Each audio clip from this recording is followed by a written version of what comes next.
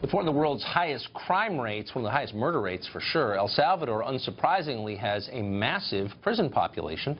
Unfortunately, that prison system doesn't seem to have contained MS-13, the deadly criminal gang that has become a scourge there, basically runs the country, and has become a huge problem here in the United States.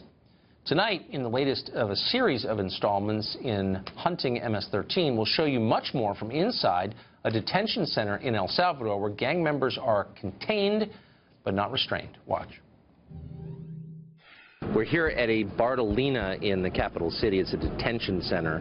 It's where the arrested wait until conviction, at which point they move on to one of the city's bigger prisons. We tried to go to one of those prisons today, but we're advised it was just too dangerous to go there. In fact, one of our security guys said if we went there, we'd have to throw away our clothes because it was so filthy.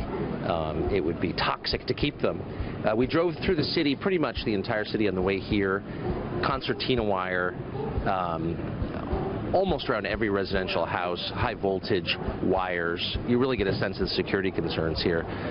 Where we're standing now, the Attorney General is about 100 yards away. There are more police, Secret Service, diplomatic security, and soldiers really than civilians. Doesn't feel dangerous, I don't think it is, but there are definitely security concerns here. The jail's right over there, police station's right here.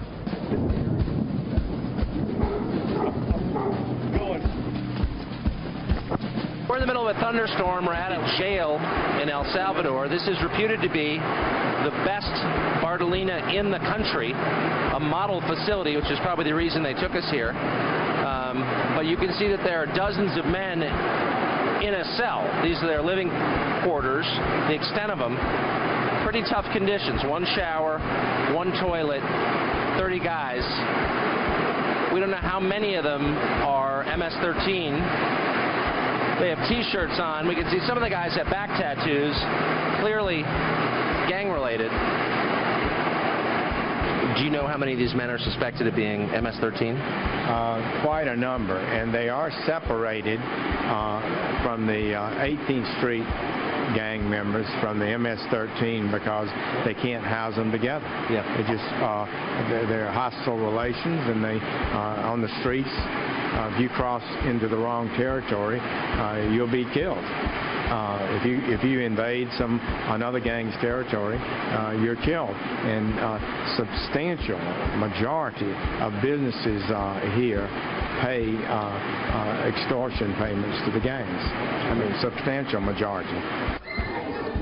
Just about 25 feet away from the suspected teenage gangsters, an oasis of calm, a police soccer league for young Salvadoran children. The hope it's enough to keep them from the clutches of MS-13.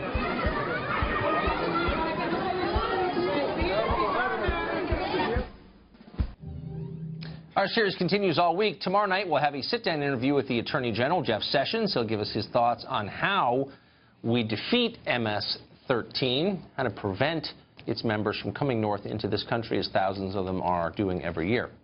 All this week, Hunting MS-13.